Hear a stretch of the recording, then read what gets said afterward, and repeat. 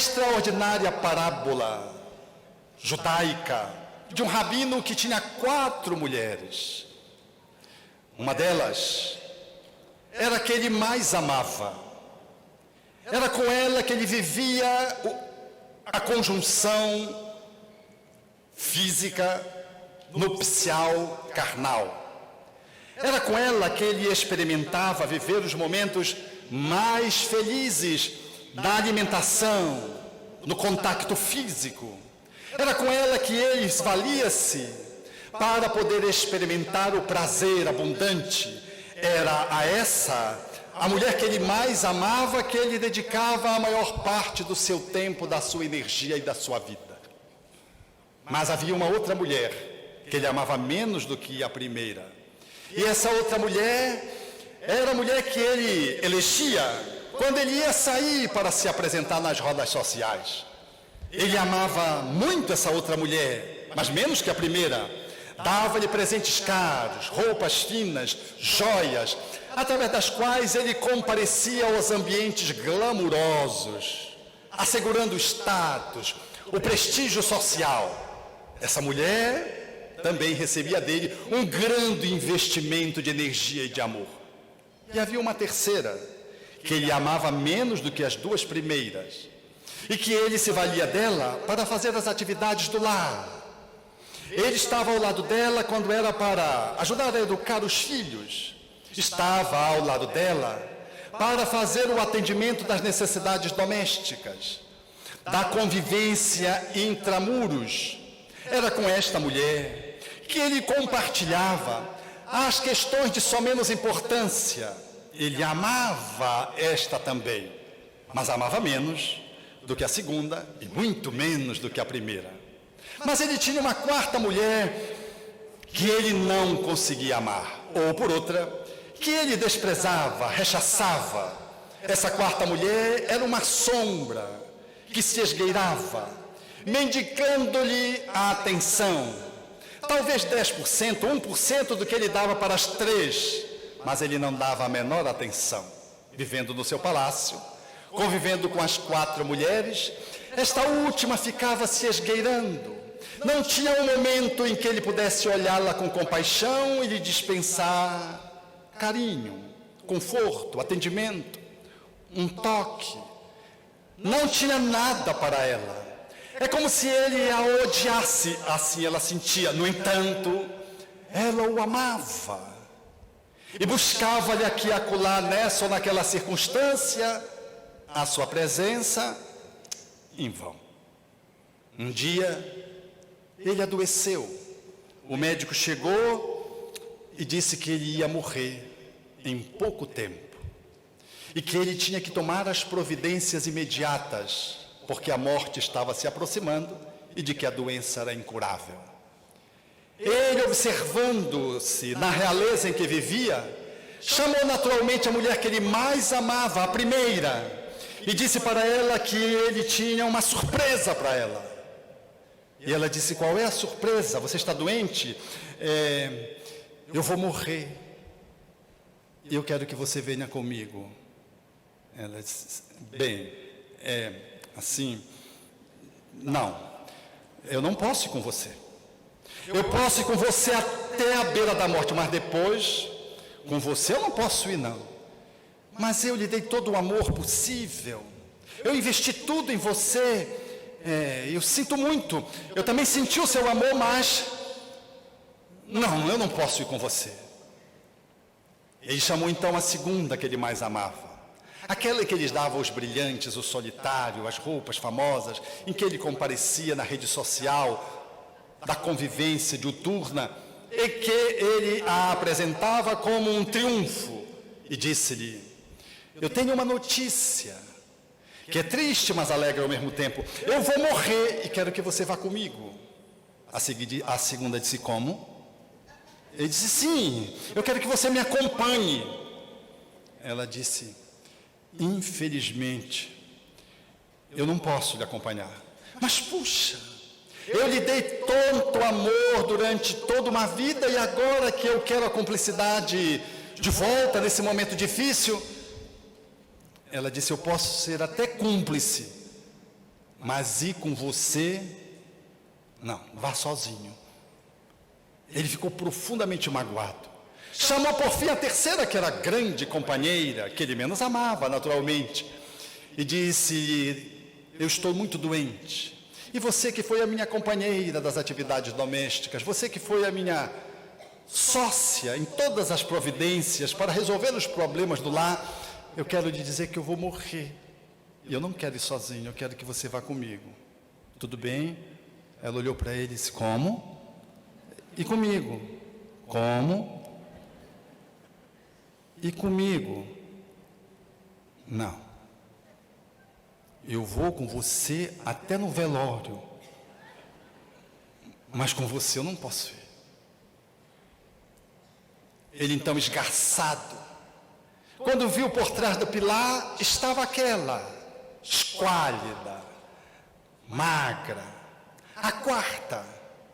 Foi se aproximando aos poucos e ele disse: eu estou triste, porque eu vou morrer. E aquelas a quem eu dei todo o meu afeto, investi todo o meu dinheiro, toda a minha gana, toda a minha energia, todo o meu prestígio, tudo que tinha, não querem ser cúmplices comigo. Infelizmente eu vou só. Ela olhou para ele e disse: você não quer que eu o acompanhe? Ele disse: mas como? Eu sempre odiei você, como é que você quer ir comigo? Tratei mal você. Ela disse: mas eu lhe amo incondicionalmente. Eu vou com você. Mas não é possível que você vá comigo depois de uma longa vida, onde eu não lhe dei a menor atenção, não lhe conferi nenhum carinho, não lhe dei presente, não lhe dei afeto, não lhe dei nada. Você quer ir comigo? Sim, eu quero ir com você. Não é possível que você queira ir comigo, eu não estou acreditando.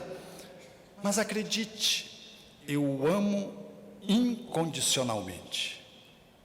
Eu morro com você. E ele morreu. As 4 mulheres são: a primeira, o corpo, que a gente investe energia, dinheiro, atende às necessidades do prazer e às vezes vive dedicando-se apenas a um corpo que não nos pode acompanhar na desencarnação.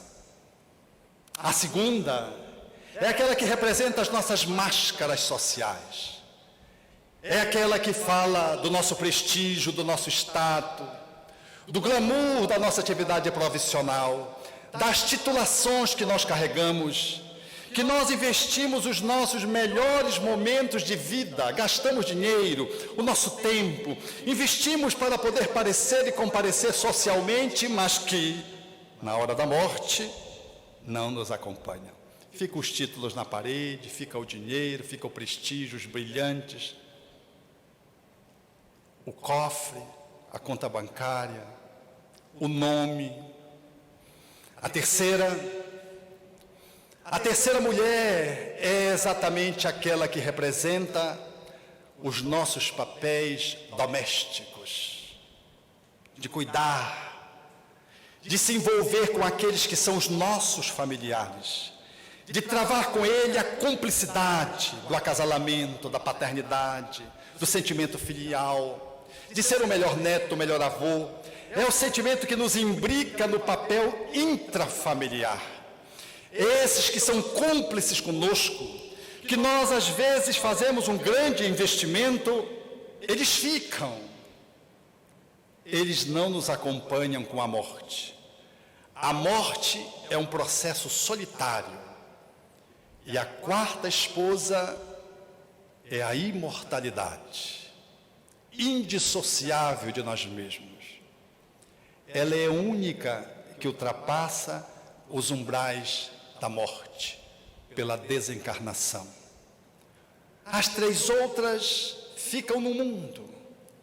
Aquela que às vezes nós menos investimos, esquálida, que é menos olhada, que trata, portanto, do tesouro que vamos carregar para o outro mundo, é ela que, encaminhando conosco, conduz-nos para a dura realidade de que nós vivemos para um corpo, para as expressões sociais, para papéis familiares, mas não investimos naquilo que representa a nossa única propriedade, aquilo que é imortal porque é pertencente a nós mesmos.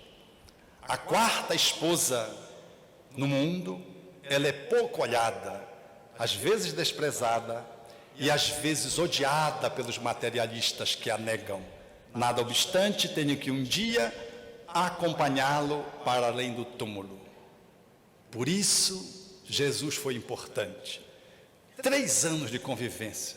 Foram só 3 anos.